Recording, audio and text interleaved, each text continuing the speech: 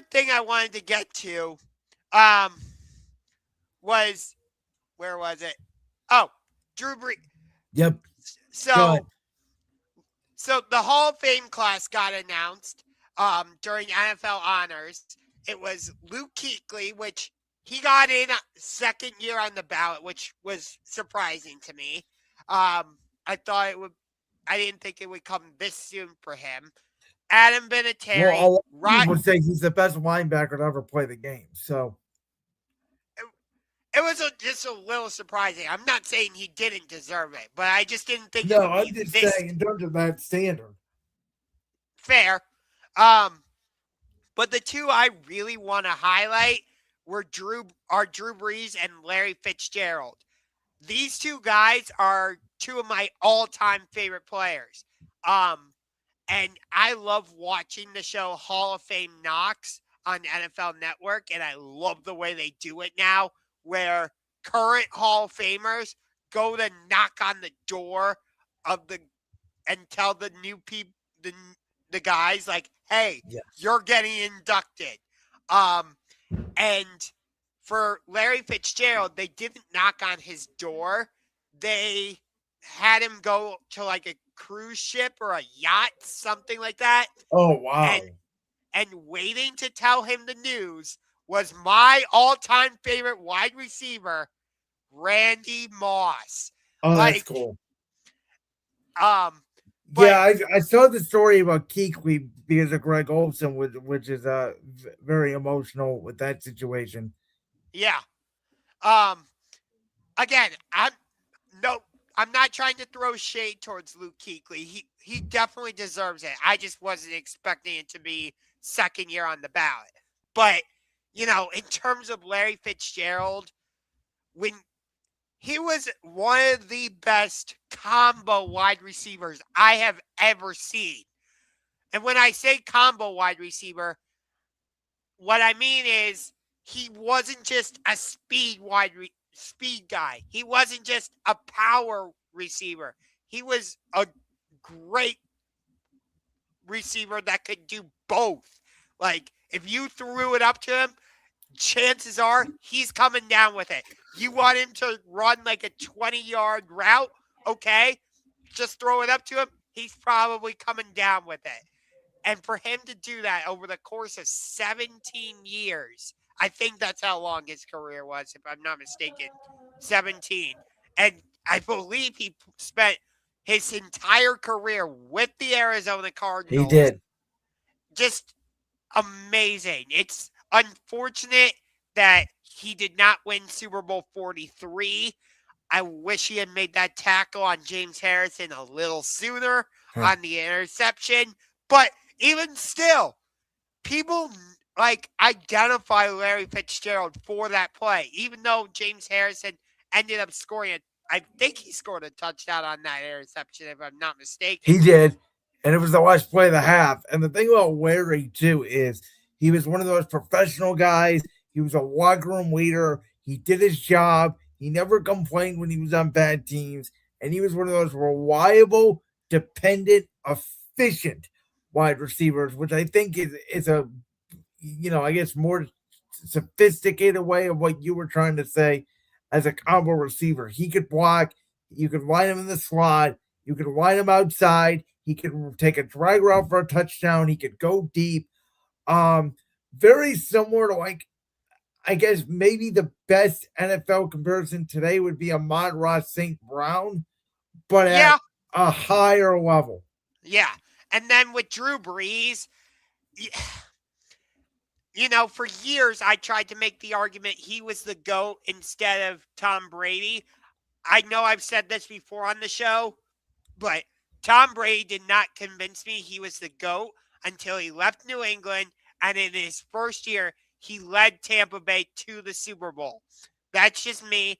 But for Drew to do what he did throughout his career, he suffers that injury for the Chargers. And it's like, okay, his time with the Chargers is done. And we didn't even know if he was going to be able to stay in the NFL because of how bad that injury was. He comes to New Orleans, teams up with Sean Payton, and they just form this magical partnership.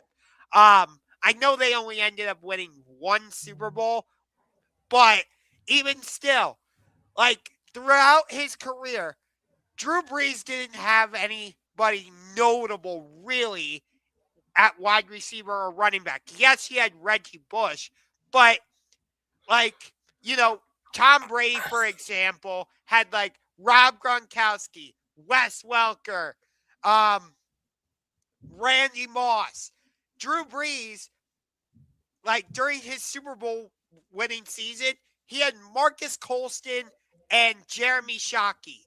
So Two pretty good players, by the way. Well, let's not knock those players. Are they no, Hall of Fame? By the way, I thought Jeremy Shockey was a Hall of Famer. I could be wrong on that. as far as I know, he is not. But I'm not trying to disrespect Marcus Colston or Jeremy Shockey or Reggie Bush.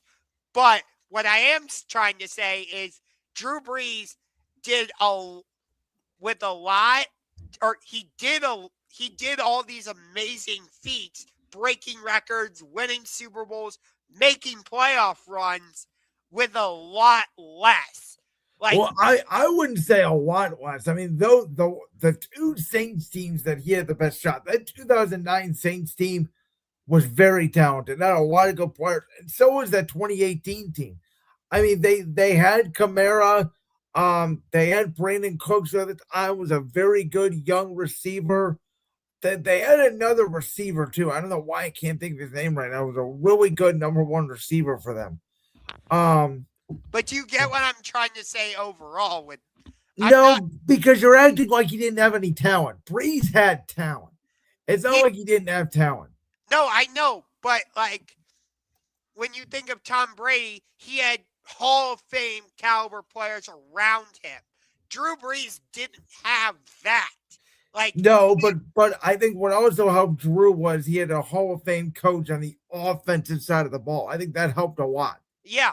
Um, but overall, Drew and Larry are two of my all-time favorite players, alongside LaDainian Tomlinson, Maurice Jones-Drew, Randy Moss. I mean, I don't I don't know if I could put together a top five for my all-time favorite players. I just know like that group is would would be it. Not sure of the exact order. Brian Urlacher and Reggie Wayne are also in there, but you know I'm just extremely happy for both of those guys. When I was watching NFL honors and I saw that both of them made the Hall of Fame, oh my god, I was so excited. Like I literally like screamed out of pure excitement for both of them because you you know when I was growing up, I would just watch them and be like, "Oh my god, they these guys are amazing!" So Like, I have two takeaways. One of them is, you know, this is my rule when it comes to the Hall of Fame. If I say your name and you scare me as a fan, you're a Hall of Fame. And when I heard that the Eagles had to go up against Drew Brees, yeah, I was scared. So Brees is a Hall of Famer, Larry Fitzgerald Hall of Famer, Luke Kuechly Hall of Famer, Adam Vinatieri Hall of Famer, all of the above. Yes, absolutely agree. My other take is those four names I just mentioned: Vinatieri, Larry Fitz, Brees, um, Luke Kuechly. I'm old because I remember when Luke Kuechly was drafted, and now he's in the Hall of Fame. I know, um, and of course, one of the big talking points right now is the fact that Bill Belichick did not get in the Hall of Fame. But I'm just like, okay, big deal. Bill Belichick didn't get in. Two of my all-time favorites did. So for me, I don't give. Wait a minute. We have to talk about that statement you just made because 2 weeks ago on this show, you're the one that said it's an outrage that Bill Belichick is not on the first ballot. Now all of a sudden you're saying, no big deal because Larry Fitzgerald got in, so I'm okay with it. For me, the fact that two of my all-time favorites got in trumps that.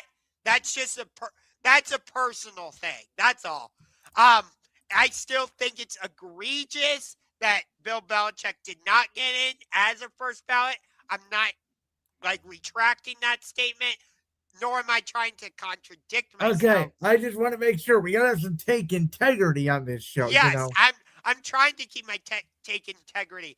All I'm trying to say though is the fact that two of my all-time favorites got in trumps the egregiousness of Bill Belichick not getting it.